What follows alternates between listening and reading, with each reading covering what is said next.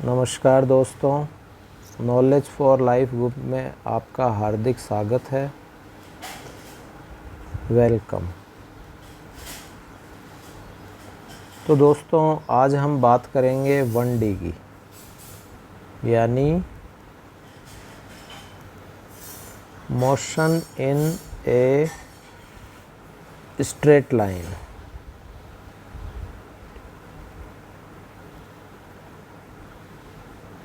Motion in a straight line. इसमें हम जो आज बात करेंगे कंसेप्ट की। कंसेप्ट का मतलब यह है कि जो टिका रहे, जो न बदले, जिससे आप कोई धारणा बना सको कि ऐसा तो होना ही है, और उस बेस पर ही आप जो भी प्रॉब्लम आती है उस प्रॉब्लम का आप सॉल्यूशन कर सको। तो कंसेप्ट और वह कंसेप्चुअल जो क्लियरिटी बोलते हैं वो हमें आए। तो बिना समय गवाए हम शुरू करते हैं।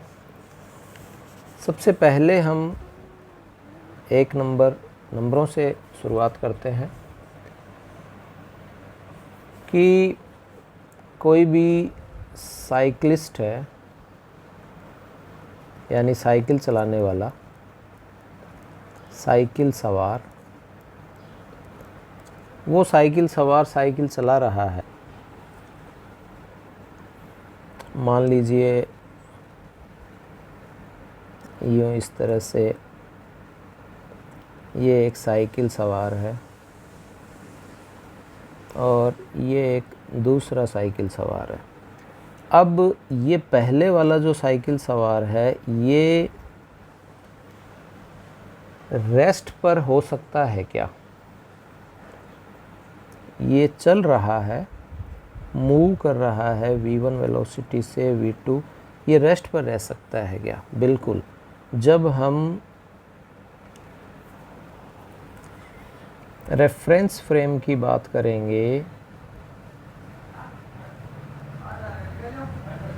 तो जब हम B को देखेंगे A के रेस्पेक्ट में, तो A को हम रेस्ट पर मानेंगे तब यह B पर गति करेगा। ठीक है। तो इस तरह से दोनों जब मूव कर रहे हैं तो इस A को रेस्ट पर मानकर B की वेलोसिटी निकालेंगे या B को रेस्ट मानकर A की वेलोसिटी निकालेंगे। दूसरा यह है कि अर्थ है और सन है। तो क्या हम अर्थ को एक पॉइंट ऑब्जेक्ट ले सकते हैं क्या? अर्थ बहुत बड़ी है।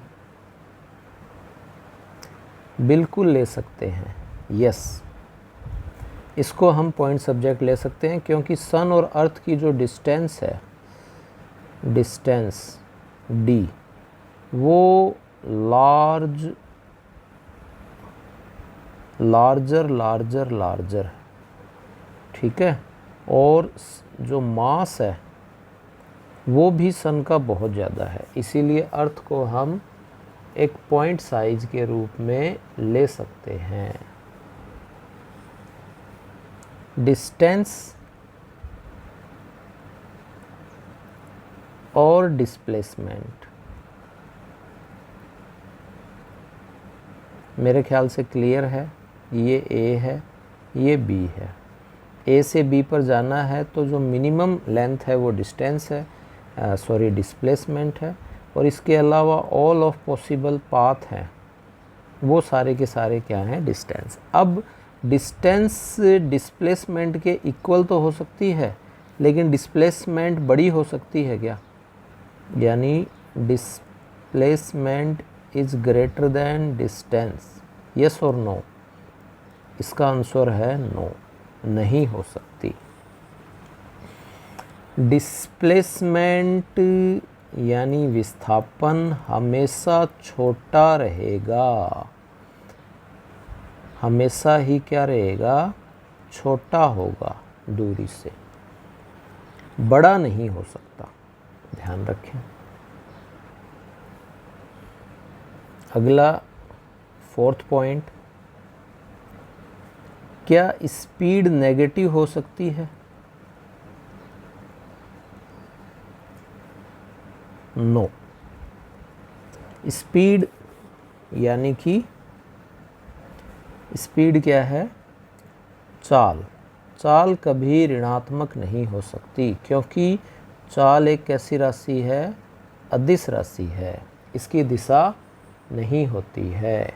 और यह स्पीड किस पे निर्भर करती है, डिस्टेंस पे, डिस्टेंस पे निर्भर करती है, दूरी पर निर्भर करती है।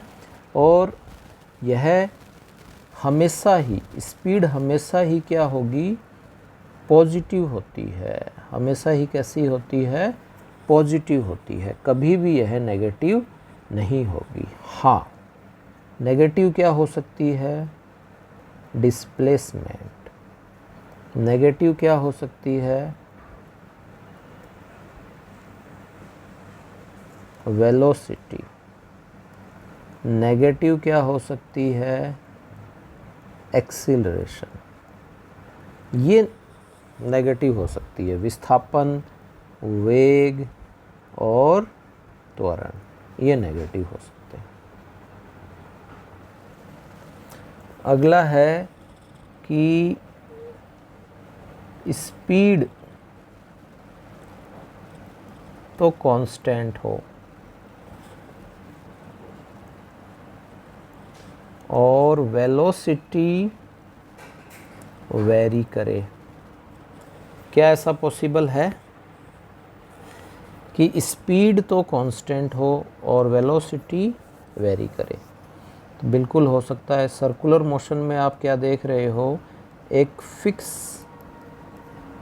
स्पीड से यदि हम चल रहे हैं, मान लीजिए 5 मीटर पर सेकंड से चल रहे हैं, तो इसमें स्पीड जो है वो तो फिक्स है और वेलोसिटी है वो आपके चेंज हो रही है। तो ये स्पीड को मान लीजिए s है, तो ये तो हो गई कांस्टेंट, और ये वेलोसिटी इसकी अलग है, v1 v2 v3। ये v1 v2 v3 क्या हैं, इसकी डायरेक्शन है, इसकी क्या है, डायरेक्शन है, इसकी दिशा है। ठीक है।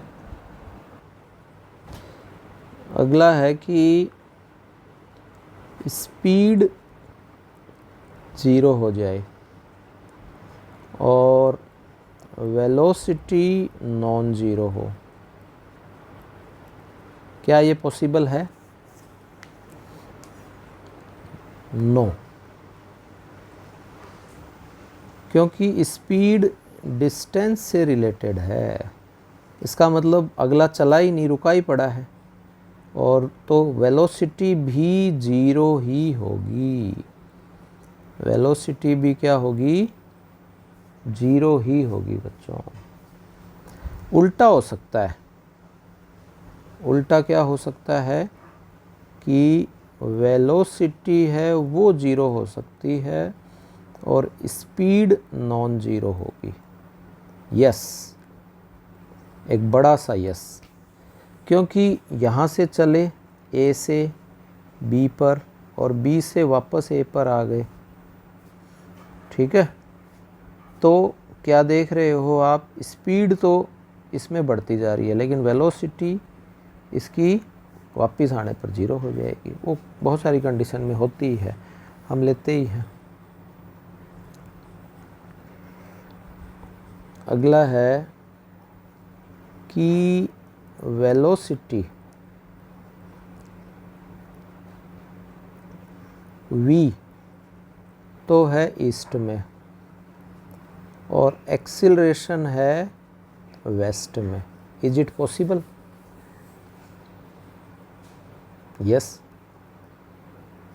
यह पॉसिबल है, क्योंकि जब हम पेंडुलम लेते हैं और पेंडुलम में यूँ इस तरह से A से B पर हम जब मूव करेंगे तो हम इसमें क्या देख रहे हैं, तो इसमें जब A से B पर आते हैं और फिर A से जब हम इसमें पॉइंट इस पर जाएंगे और फिर यहाँ से इधर जाएंगे, तो अलग अलग सिचुएशन पर यहाँ से आप देख रहे हो जो वेलोसिटी तो है वो इधर है, परंतु यहाँ से जाने पर एक्सीलरेशन जो है वो इसका, वेलोसिटी तो बढ़ी लेकिन एक्सीलरेशन इसका क्या हुआ, कम हुआ, वेलोसिटी इंक्रीज हुई। ऐसे ही फिर यहाँ से इधर जाएंगे तो वेलोसिटी इंक्रीज हो गई इस बार और फिर एक्सीलरेशन भी इंक्रीज हो गया। तो ये अलग अलग सिचुएशन में अलग अलग है। Velocity and westward acceleration half cycle जब हम लेते हैं, हाफ साइकिल। वेलोसिटी चेंज और A कांस्टेंट, बताओ संभव है क्या? बिल्कुल। वर्टिकली यदि आप फेंकते हो तो G कांस्टेंट ही रहता है और V जो है वो चेंज होता रहता है, ठीक है, वर्टिकली में। तो ये अलग अलग कंडीशन है। कई कंडीशन ऐसी होती हैं कि A तो नॉन ज़ीरो है और V न तो इंक्रीज हो रहा है और न ही डिक्रीज हो रहा है।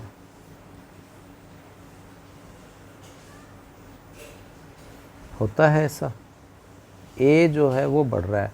तो ये बच्चों V सर्कुलर मोशन जब हम लेते हैं तो सर्कुलर मोशन में यह एक्सीलरेशन होता है, एक्सीलरेशन है, यह है सर्कुलर मोशन में एक्सीलरेशन है, लेकिन स्पीड बढ़ और घट नहीं रही है। ये स्पीड क्या है, कांस्टेंट है, ठीक है।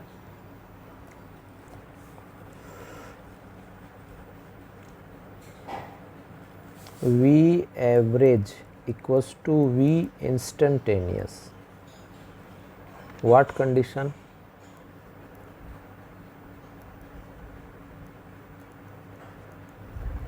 ये कंडीशन होगी जब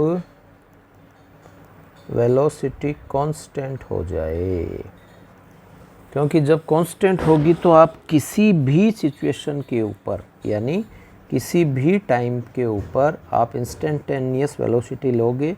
वो जो भी आप जितने भी एवरेज निकालते हो, यानी जितने मान लीजिए अलग अलग वेलोसिटी अलग हो गई, V1 30 की स्पीड, 40 की, 50 की, 60 की, 70 की, है ना, तो वह सारी की सारी क्या हो जाएगी, फिर सेम हो जाएगी इस तरह से। अगला है एक्सीलरेशन और वेलोसिटी, इसकी डायरेक्शन सेम होगी क्या ऑल सिचुएशन में?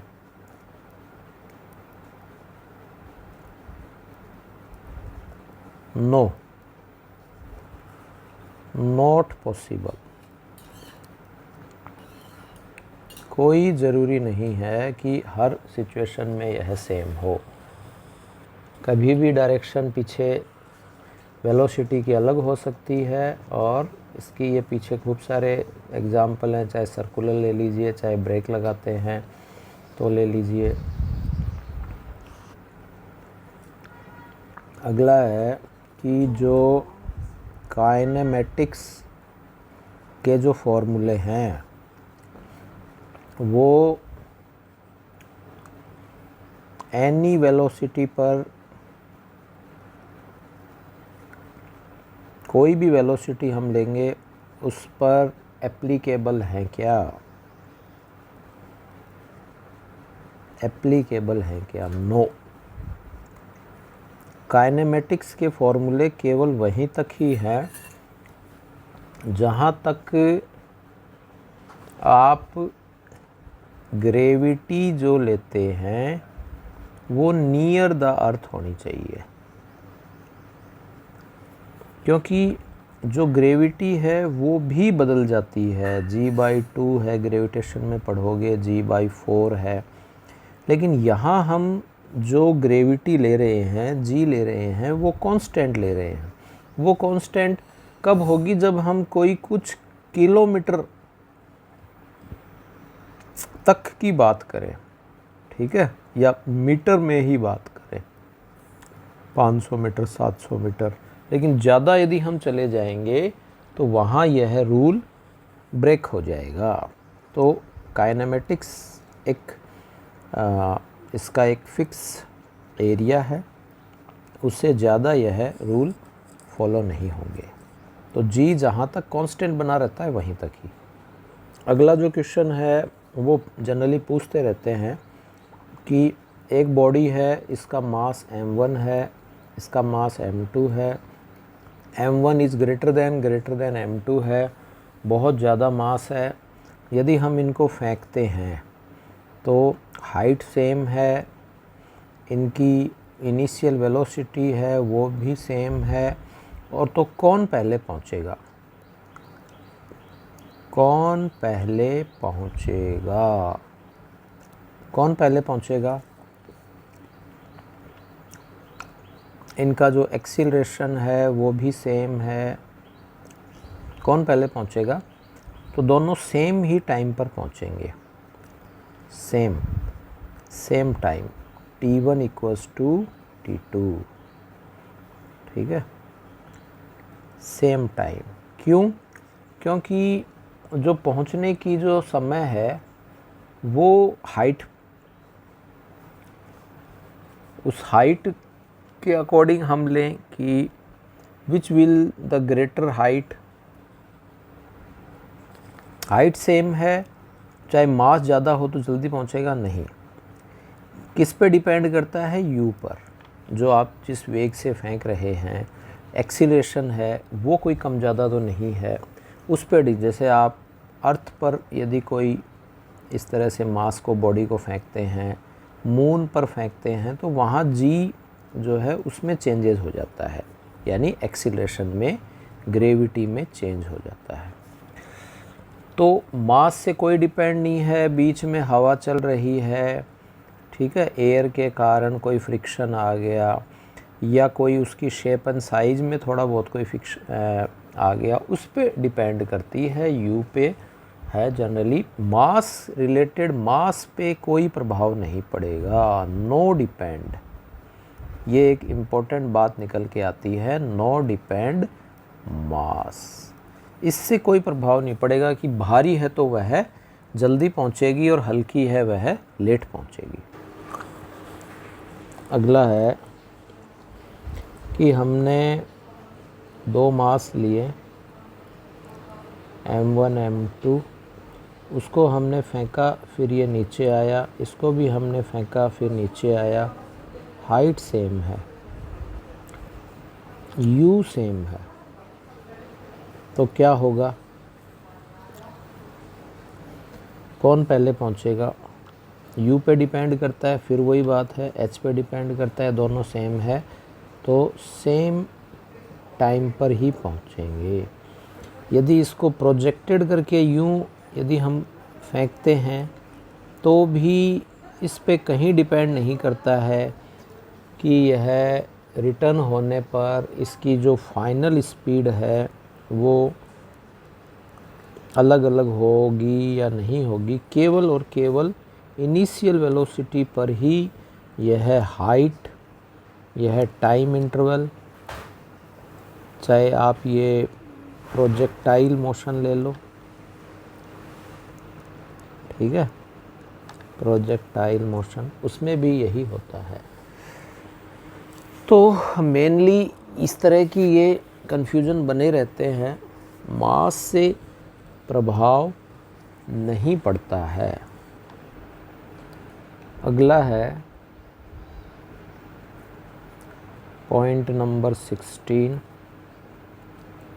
कि हम रिलेटिव वेलोसिटी पढ़ रहे हैं तो उसमें क्या ऐसा संभव है कि जो रिलेटिव वेलोसिटी में टू बॉडीज हैं उनकी velocity greater than v absolute,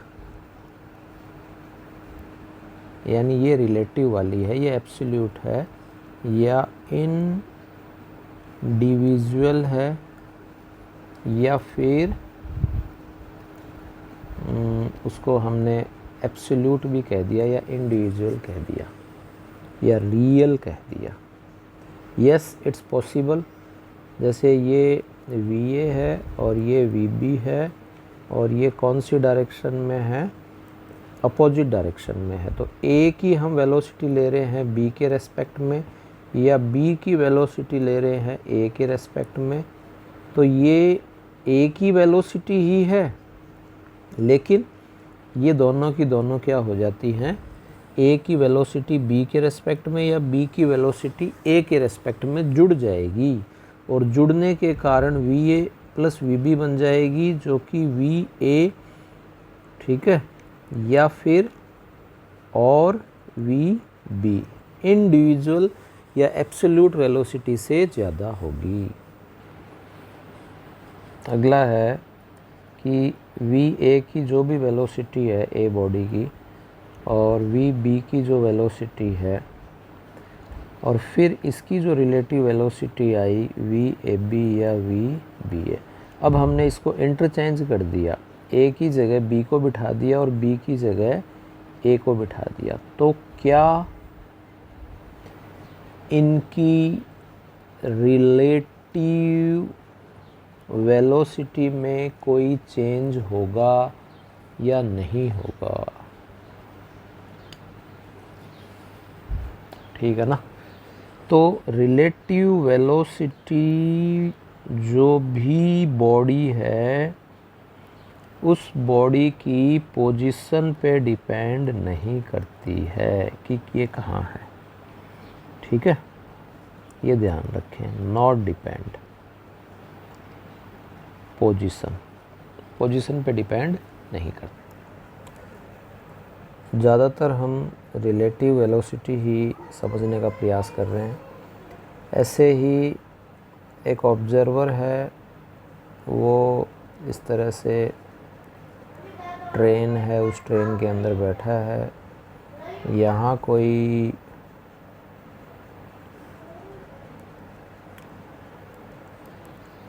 tree है, ठीक है, या कोई पोल है। जब ये ट्रेन यूँ इस तरह से पासेज हो रही है, आगे जा रही है, छुप छुप छुप छुप छुप छुप करती जा रही है, तो हम देख रहे हैं कि जैसे ही इसके नज़दीक से थोड़ी देर बाद ऑब्जर्वर यहाँ आ गया, फिर यहाँ आ गया, फिर यहाँ, तो ये पीछे चली जाती है। ये इसीलिए है क्योंकि ये रिलेटिव है और रिलेटिव होने पर आपके जो ट्री इनकी जो वेलोसिटी है वो नेगेटिव बन जाएगी। इसीलिए हमें यह लगते हैं कि trees house appear to stationary, लेकिन फिर भी वो हमें मूव करते हुए दिखते हैं। जब हम ट्रेन में बैठते हैं, आगे जाते हैं, तो ये लगता है कि ये ट्रेन, ये जो हमारे पास जो ये ट्री है या पोल है, ये मूव कर रहे हैं। या फिर यूँ भी ले लेते हैं, एक ट्रेन और इसके पैरेलल में एक ट्रेन, तो यहाँ से एक ट्रेन, ये कई बार देखा होगा आपने पटरियों में, यहाँ आप A है, यहाँ B है, यहाँ ये आप और यहाँ ये दूसरे, तो आप देखते हो कि आप वाली ट्रेन यदि यहाँ रुकी हुई है, स्टॉप है, रेस्ट पर है, और दूसरी वाली चल रही है, ये मूव कर रही है, तो हमें लगेगा कि हमारी वाली ट्रेन भी मूव कर रही है। तो इसको सिंपल देखने का तरीका है कि दोनों में रेस्ट पे कौन है, रेस्ट पे है अर्थ। तो अर्थ को देखो, अर्थ रुकी हुई है तो हमारी वाली रुकी हुई है, अर्थ चल रही है तो हमारी वाली भी साथ साथ चल रही है। यूनिफॉर्म मोशन होगा तो उस सिचुएशन में जो एवरेज वेलोसिटी है वो इंस्टेंटेनियस वेलोसिटी के इक्वल होगी। नेगेटिव स्लोप आ सकता है, पोजीशन और टाइम ग्राफ में बिल्कुल आ सकता है। वेलोसिटी यदि नेगेटिव होगी तो आ जाएगा। क्या कोई बॉडी सेम टाइम में रेस्ट पर है और मोशन पर है? बिल्कुल पॉसिबल है। यदि हम रिलेटिव के क्वेश्चन करेंगे तो उसमें हमको बॉडी मूव कर रही है तो भी वो रेस्ट पर मानेंगे और वह मोशन पर मान लेते हैं। अगले पॉइंट में 3 ग्राफ ले रहे हैं। पहला जो ग्राफ है वो x और t के बीच में है। क्या यह पॉसिबल है? इधर से इधर जा रहा है, इधर से इधर जा रहा है। तो आप देख रहे हो एक ही समय में ये और ये, तो यहाँ से जब ये इधर जा रहा है, यहाँ से इधर जा रहा है, तो एक ही समय में इस तरफ भी और इस तरफ भी, दोनों ही तरफ इधर भी जा रहा है, इधर भी। तो यह है नॉट पॉसिबल।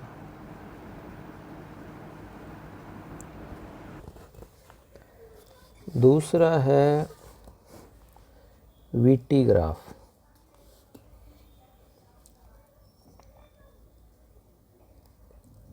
इसमें भी आप देख रहे हो इस टी टाइम के ऊपर वेलोसिटी, इस टी टाइम के ऊपर वेलोसिटी, इधर पॉजिटिव इधर नेगेटिव। तो एक ही टाइम फ्रेम में जब ये इधर मान लीजिए +5 है, ये प्लस माइनस है, और वेलोसिटी यहाँ भी 0, यहाँ भी 0, यहाँ भी बढ़ी हुई है, यहाँ भी बढ़ी हुई है, तो particle opposite direction same time particle opposite direction, ये हजम नहीं।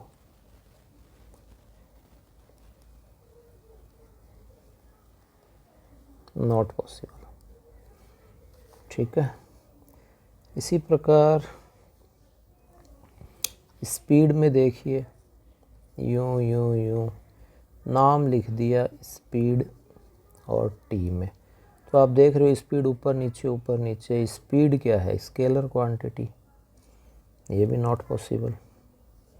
अगला है पाथ लेंथ या डिस्टेंस, ऊपर गया नीचे गया ऊपर गया, तो आप देख रहे हो टोटल जो पाथ लेंथ है decreases after a certain time, but जो टोटल पाथ है वो कभी डिक्रीज नहीं होती। ठीक है। किसके सापेक्ष? With time. तो इट्स आल्सो नॉट पॉसिबल। अगला एक कंसेप्ट और है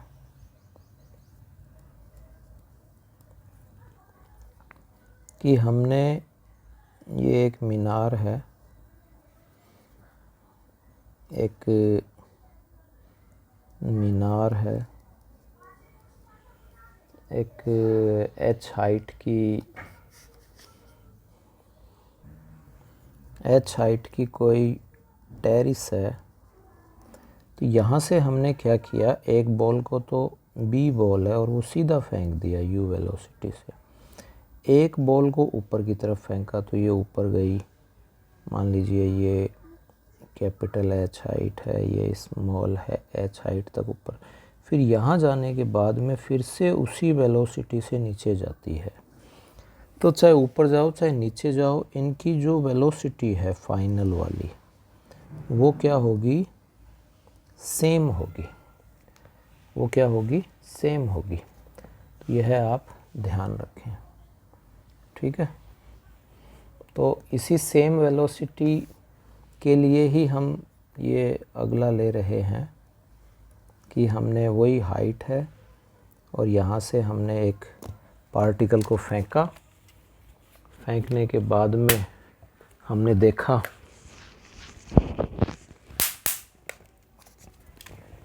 कि वो वापस नीचे आया।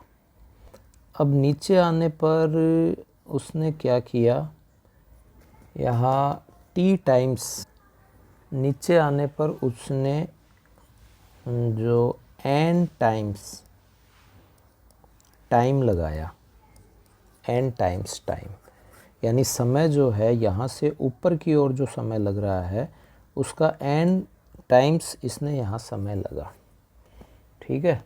और ये वाली हाइट h है, ये वाली हाइट स्मॉल h है, और जितना ऊपर फेंका है उसका नीचे का ये n टाइम्स लगा है t।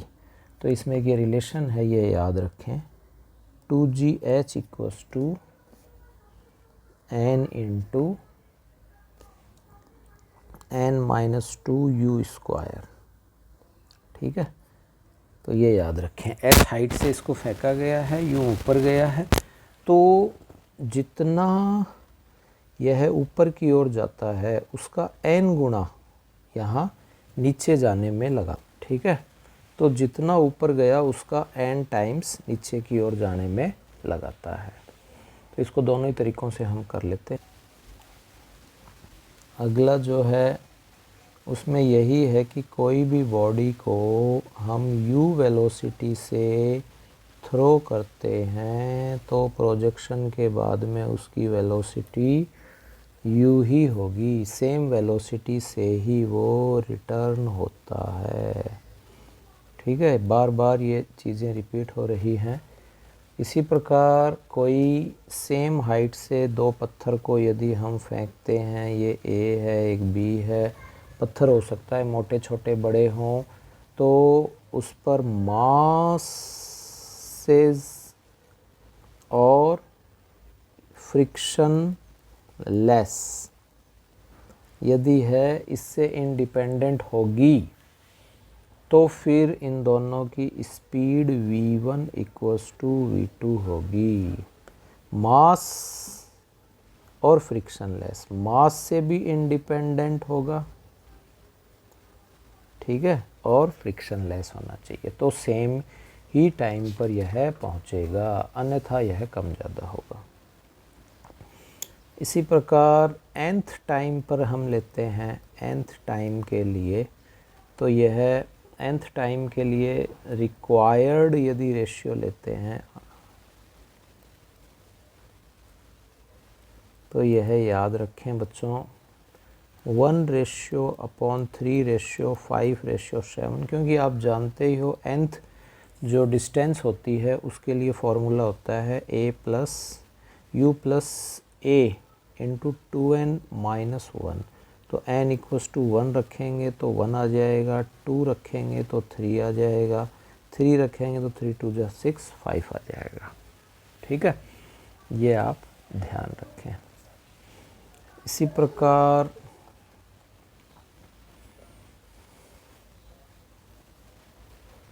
यदि कोई 1D है, 1 डायमेंशन है, यदि कोई 1 डायमेंशनल है, इसके अंदर जो वेलोसिटी है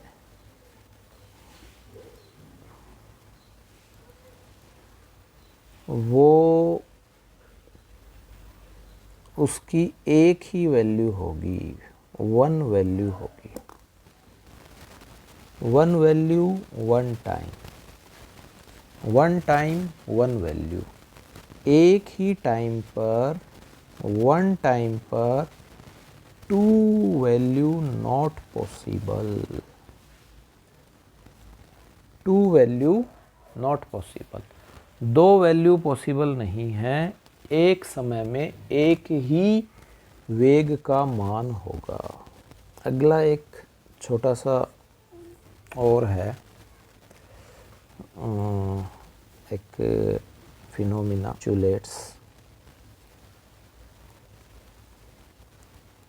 पोस्टुलेट्स, क्या कि यहाँ से हमने कोई पार्टिकल को थ्रो किया तो यहाँ से u जो है वो ज़ीरो नहीं होगा और v जो है वो ज़ीरो हो जाएगा। u ज़ीरो क्यों हुआ? क्योंकि ऊपर जैसे जैसे जाएगी, जाने के बाद में इसके वेलोसिटी के अकॉर्डिंग जो ग्रेविटी है वो भी लगेगी और जो एयर रेजिस्टेंस है वो भी, दबाव थोड़ा बना रहेगा और धीरे धीरे अपोज करता जाएगा और फिर जितना इसका वेग है उसके अकॉर्डिंग यहाँ रुक जाएगा। इसी प्रकार नीचे की तरफ जाएंगे तो यहाँ तो ज़ीरो हो गया, नीचे की तरफ जाएंगे तो भी ये ग्रेविटी और एयर रेजिस्टेंस तो लगेगा, परंतु u जो है यहाँ ज़ीरो है, यहाँ रुकते रुकते क्या होगी, ये नीचे तो आएगी और नीचे आने पर ये तो करेंगे, लेकिन ऐसा नहीं है कि इनके कारण ये एकदम v जो है वो ज़ीरो हो जाए, नहीं, v नीचे बढ़ता जाएगा और इंक्रीज ही होगा, नीचे जाता जाएगा। जो नेट स्पीड है वो ऑलवेज क्या रहेगी, इंक्रीज ही रहेगी। तो आई होप बच्चों जितना भी आपको दोस्तों पढ़ाया है 1D के जो कंसेप्ट हैं वो मेरे ख्याल से क्लियर हो गए। एक बार नहीं, वीडियो को 2 से 3 बार पढ़ें, स्क्रीनशॉट ले लें, नोट्स बनावें। आपने यह पूरा वीडियो देखा, थैंक्स फॉर वॉचिंग। आपका दिन शुभ रहे।